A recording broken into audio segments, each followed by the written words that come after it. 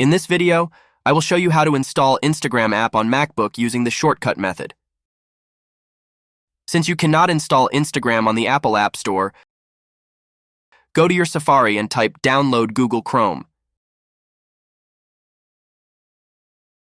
Next, go to the download page and download the Chrome browser. Once you are done, open the Chrome browser on your MacBook. Go to Instagram.com. Then, look for the three-dot icon on the top right corner. Click on it and look for Save and Share.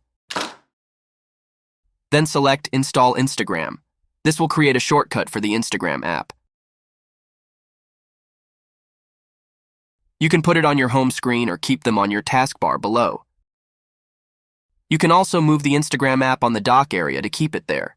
To remove it, just hover on it, select Quit, and it will disappear. That is about it.